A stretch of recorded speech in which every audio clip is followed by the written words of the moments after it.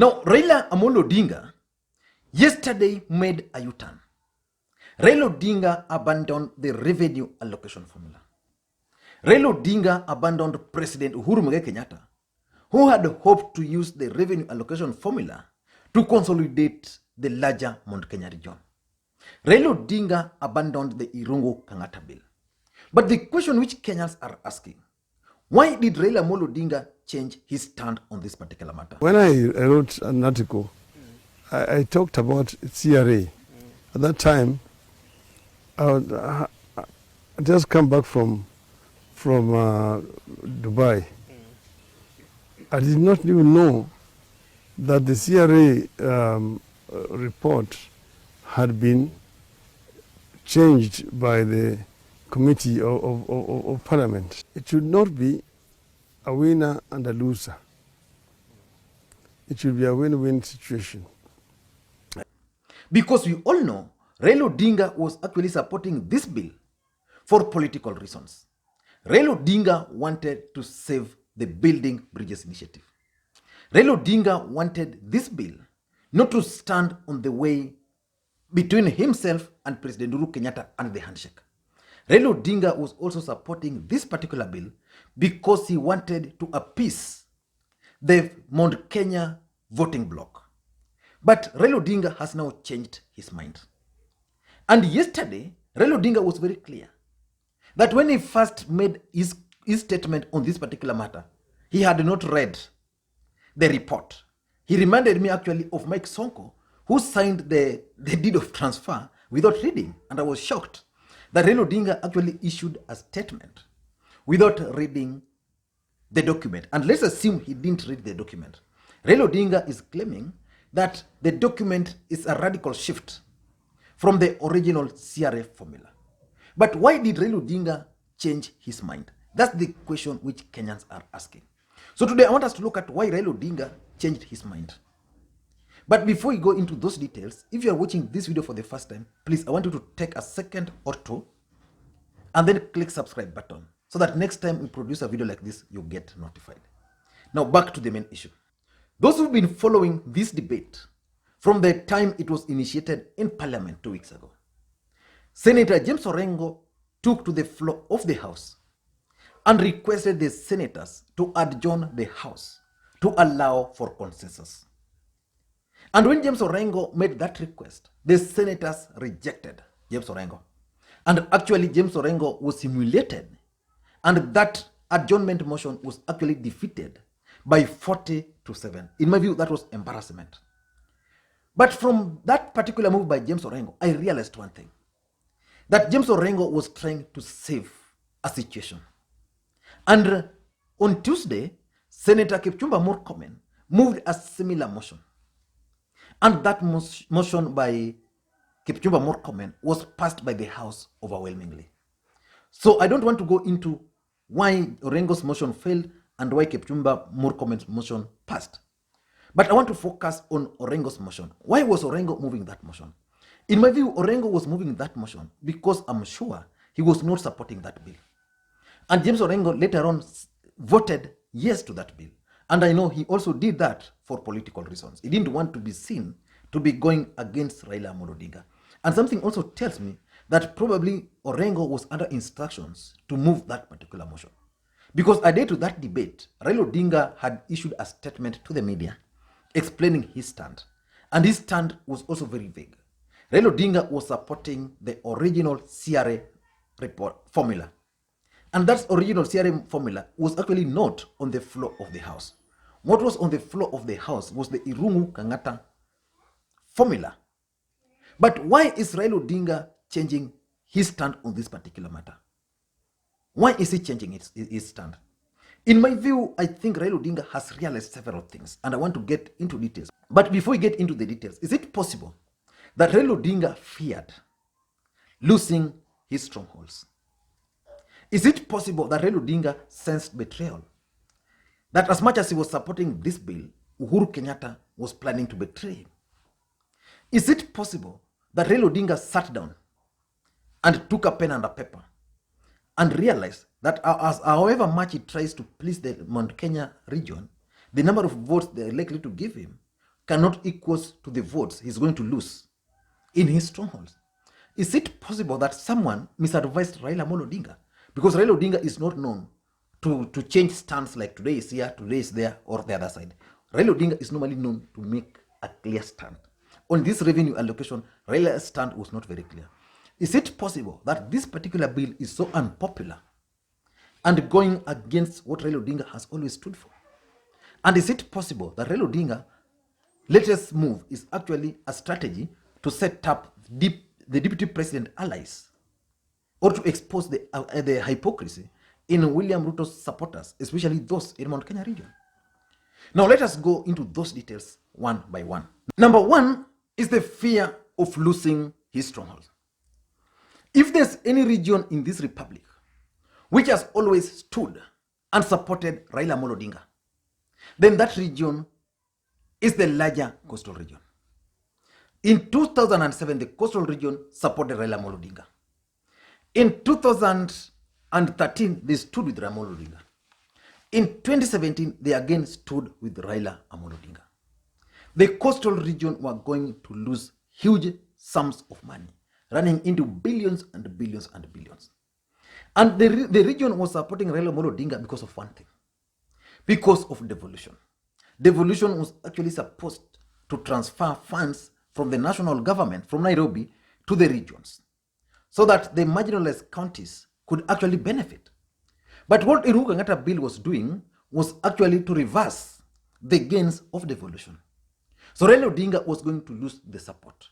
And it also put Raila Odinga in an awkward situation with the governors who are supporting him, with members of parliament who are supporting him from those regions, with the MCAs who are supporting him from those regions. For example, how do you expect Hassan Joho to support Raila Odinga, start on a platform and tell the coastal people to continue supporting Raila Odinga without talking about the coastal, the revenue which coastal people were going to lose as a result of this particular bill?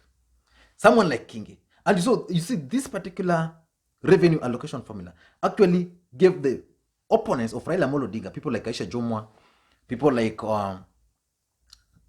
Jicho Pevu, the opportunity, actually. It gave them the opportunity to start now attacking Raila Odinga, because that's the only way they could use. So Raila Odinga, in my view, sat down and figured out a county like Turkana, which comes from Rift Valley, has always stood with him. A county like Narok in Rift Valley has always stood with him. And these counties are going to lose.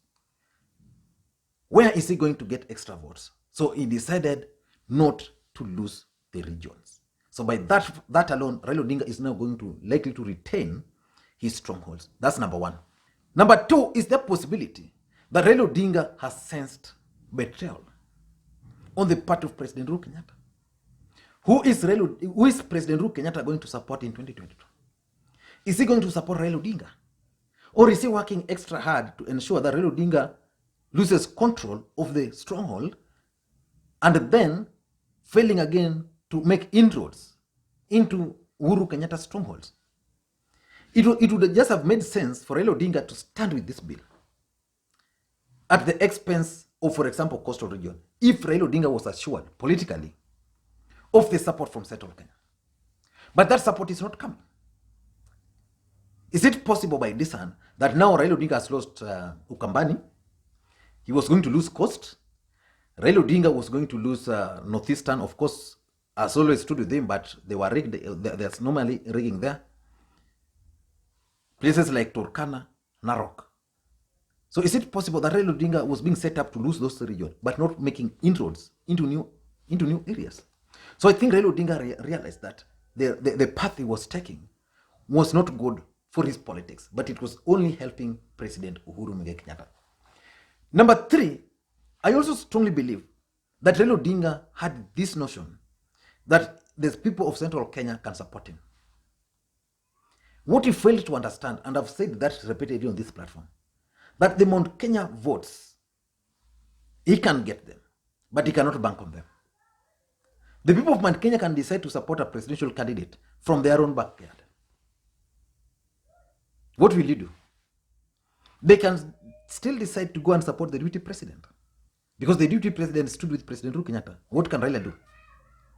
They can decide to still go and give Raila Odinga even 20% of the votes.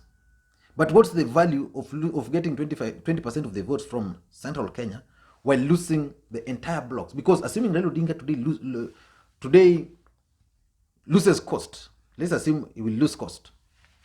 You know, in cost, you will get MPs, governors, senators, MCS, and the rest. Then get 20% or 30% of the votes from Central Kenya. Even if those votes were going to be higher than the ones in those other regions, the fact of the matter will remain. The fact of the matter will remain that in those regions, it will be very hard for Raila Odinga to win governors, to win senators, to win MPs, and the rest. But you need MPs, you need MCS, you need the governors to be a strong political party, to be a politician, or to be a leader of a political party.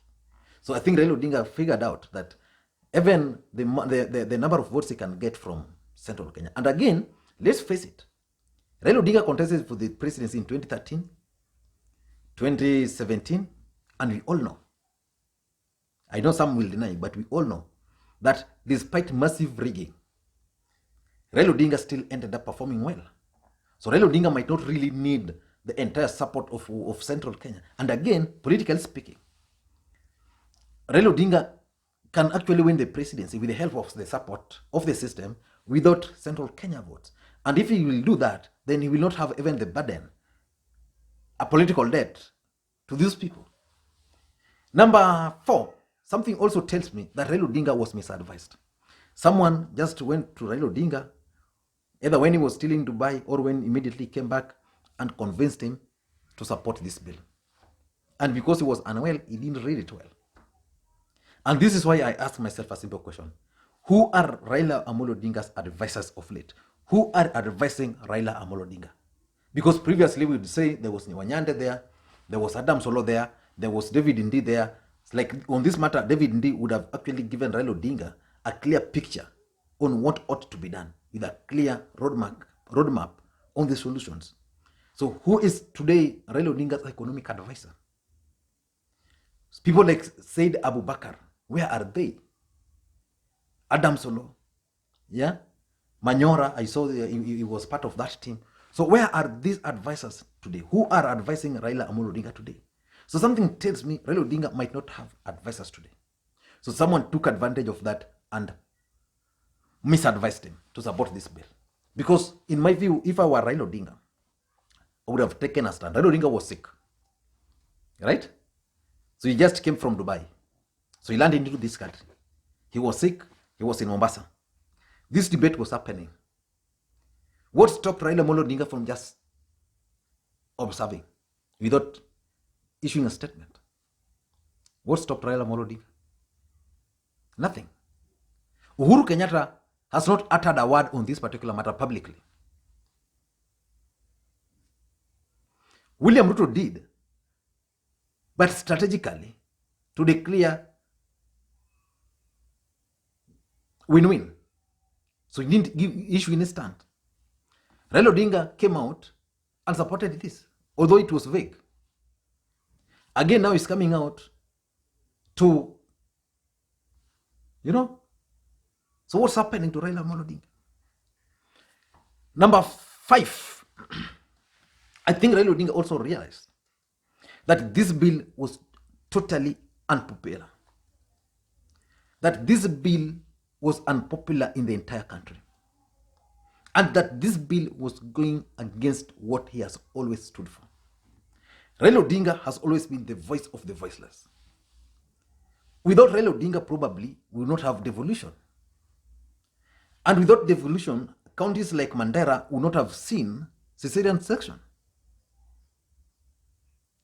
So devolution came with a price. People lost their lives. One of Raila Odinga's man, Professor Odhiambo Mbai, had to die for the devolution to happen. There are people who didn't want devolution in this country.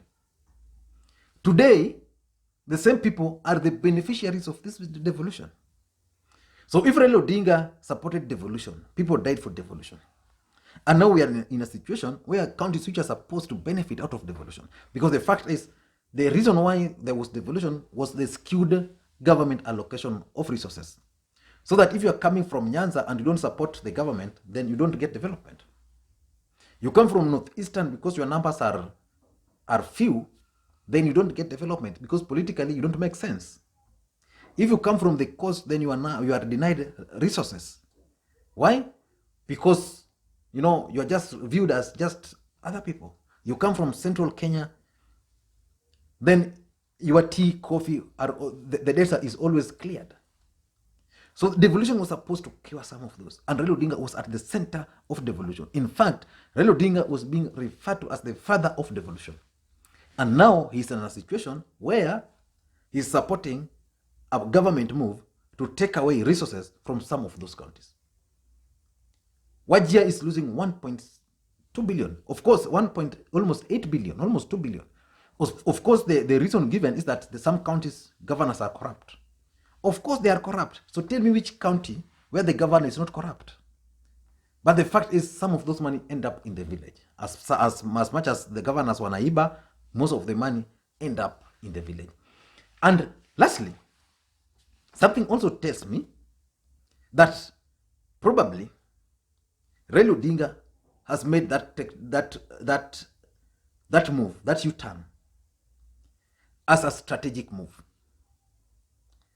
Raila Odinga was being blamed in Central Kenya for not supporting this particular bill. The allies of the deputy president in Mount Kenya region, led by Nditi Nyoro, have actually issued statements which I can't read on this platform on Raila Odinga. Moses Kuria. Remember, this is a man whose senators, the 4 from Nyanza, voted for the bill. But they were still blaming this man for not supporting the bill. So Raila Odinga now decided, okay, if that's the case, I'm supporting it, you don't see, let me take this stand. So he's now taking the exact stand which was taken by the deputy president. So they're today in the same boat. So if I was the other side and you are blaming me, now I'm this side. So it means the message, whether they blame him or not, the message will still be the same. But to the people of the coastal region, I'm sure to Raila Odinga can today go to the coastal region and tell the people that devolution lazima ifanye kazi. You know, I was doing that for this, but now it has to work. How is BBI going to resolve this? BBI had proposed to increase allocation of funds to counties. But if counties are losing, what's the need of even increasing that one? Because if you increase that one, it means the counties with high population are the ones which are going to benefit more. Now that's my take. Thank you guys. And for those who are watching this video for the first time, please take a second or two and click subscribe button so that next time we produce a video like this, YouTube will automatically notify you. And to the subscribers, I want to continue thank you guys for your support. Without your support, this channel cannot be where it is today. And for those who would want to reach me out, my numbers are open. WhatsApp, it's purely WhatsApp, which is 0777 741323. So just drop me a message on that, then I'll definitely, if I get time, respond to them. And on this particular video, I want to take like the next 1 hour just responding to each and every comments which I'm going to receive on this. And for those who always share the videos, I want to continue. Thank you guys, because I've realized most of you guys nowadays share the videos. I want to thank you from the bottom of my heart. Thank you guys, and please may you have a good day. Bye bye.